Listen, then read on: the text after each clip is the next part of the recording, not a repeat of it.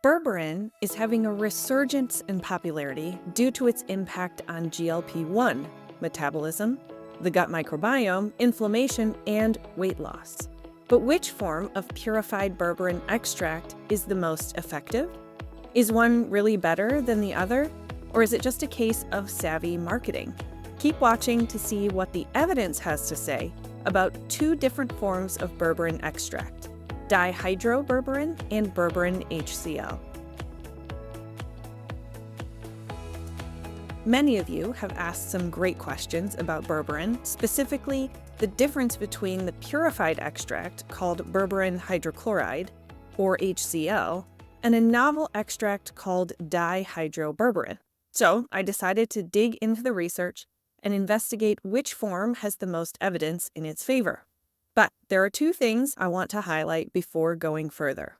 First, scientific discoveries and updates to our understanding happen all the time. New evidence could add to or enlighten my explanation in this video. And if or when that happens, we may all draw different conclusions as to what's best. So if you're watching this years after I created it, please take that into consideration. Second, each person has a unique body and set of circumstances that make their responses to supplements and nutraceuticals variable. If you tried one or the other form of berberine and had a good or not so good experience, that's perfectly valid. But in this video, we're going to be looking at the broader scientific evidence, not individual case studies, in order to draw thoughtful and measured conclusions that will hopefully be useful in your own decision-making. So, now that we're on the same page, let's talk about berberine, what it is, where it comes from, and how it can help. Berberine is a natural compound found in plants like golden seal, Oregon grape, tree turmeric, and barberry, and it has loads of science behind it. Literally, thousands of studies show widely varying benefits. It is a powerful anti-inflammatory that helps protect the cardiovascular system, preventing atherosclerosis and helping lower blood pressure. In the gut, it is also antimicrobial, makes antibiotics work better to fight infections, and has been shown to treat IBS and diarrhea, as well as microbiome imbalances called dysbiosis. It's perhaps best known for its ability to balance blood sugar and treat insulin resistance. According to a 2012 meta-analysis of 14 different studies, including more than 1,000 people, berberine was able to help with blood sugar control as much as the common diabetes medication metformin, and with far fewer side effects. Berberine also helps with weight loss by stimulating GLP-1, which is one of the reasons it's earned the nickname nature's Ozempic, as well as boosting metabolic function on a cellular level. With over 20,000 research studies behind it, I could confidently say that berberine is beneficial for most people, no matter which quality purified extract you're taking. But when it comes to the preponderance of evidence, Berberine HCL has a definite edge on extracts like dihydroberberine. Berberine HCL is the most widely studied purified extract, with the most preclinical and clinical data supporting its effects. And for that reason, most of the practitioner-grade products on the market contain this form of berberine. For some people, this is the beginning and the end of the conversation, because if you're looking for an evidence-based approach, it makes the most sense to choose the berberine with the most clinical research. It helps establish safety, correct and effective dosing, and it makes sure you're not just throwing spaghetti at the wall to see what sticks. Very little quality research has been done to compare berberine HCL and dihydroberberine. The studies I was able to find were very small, like 5 people, very short duration, and resulted in no difference between each one's impact on blood glucose or insulin levels. So what's the big deal with dihydroberberine? Well, the thing that has people excited has to do with its increased oral bioavailability, or ability to cross into the body through the gut wall. Some studies show that it is 5 times more absorbable than other forms of berberine extract, which seems like a big deal, right? Well, maybe not so much. Bioavailability can be an important factor when it comes to micronutrients and nutraceutical agents, But in the case of berberine, I'm not convinced that it matters much in terms of outcomes. Berberine in any form is known to have very low oral bioavailability. Some studies suggest less than 1%.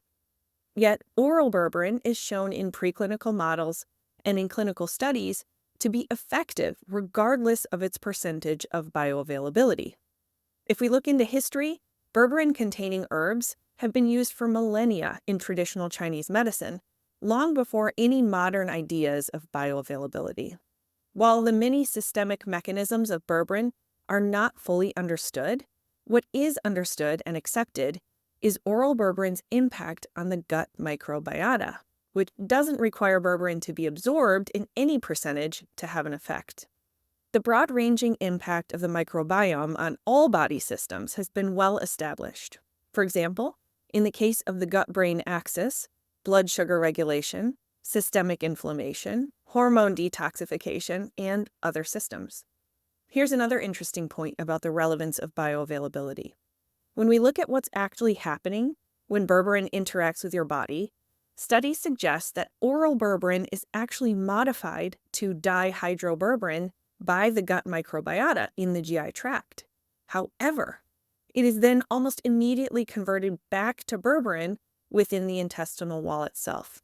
Once absorbed, the liver turns berberine into more than a dozen different forms or metabolites. So, if absorbability doesn't appear to significantly impact the effect of berberine in real-life outcomes, and if the microbiome is actively transforming berberine from one form to the other anyway, does dihydroberberine's greater bioavailability really make much of a difference, especially if that factor is 5 times 1% or less? Today's evidence would suggest that it doesn't. That said, if you're still concerned about berberine absorption, there are other ways to boost the bioavailability of berberine while still utilizing Berberine HCL, the form with the most research evidence behind it. One of the reasons that berberine absorption is so low has to do with P-glycoprotein in the gut. And studies have shown that inhibiting this P-glycoprotein activity can improve berberine's bioavailability.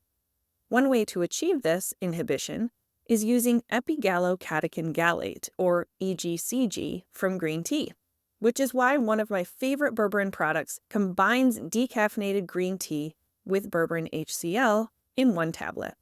Another claim made by proponents of dihydroberberine is that because it has a higher bioavailability, you can take lower doses, which then reduces common mild to moderate side effects like bloating, cramping, diarrhea, and nausea. This could be true in theory, but in the only human study I could find that compares the two forms, the most adverse effects were reported by the men who were taking dihydroberberine, with only one adverse effect reported in the standard berberine group, a mild headache, in case you were wondering. It's probably pretty obvious at this point which form of berberine I think comes out on top when I consider the amount and quality of research, the pharmacokinetics and interaction with the microbiome, safety and dosing evidence, as well as availability of high-quality supplements out there. I recommend Berberine HCL. That doesn't make dihydroberberine bad or dangerous by any means. If you feel that it works better for you, I'm not going to argue. Like I mentioned before, the benefits of berberine are well established in many forms. If you're into details, you can find my favorite berberine product when you sign up for my Functional Fat Loss Trio user guide. It's a free download that talks about dose and duration and more good stuff. Plus, you can use the link in that download to get your hands on some for 20% off from my full script dispensary. And even if you're a diehard fan of dihydroberberine, you're also welcome to shop for some of that in my full script catalog and save some money. Thanks so much for watching. If you found this information useful, I'd really appreciate it if you would hit that thumbs up button and subscribe to my channel. And if you're headed over to the comments section, please remember the 2 things that we started this video with. I'd be more than happy to see your constructive and considered opinions on this hot topic, but only respectful, appropriate, and helpful discourse will be published. Thanks so much in advance for keeping the comments section an edifying and useful place for us all. Oh, and be sure to sign up for the Functional Fat Loss Trio checklist.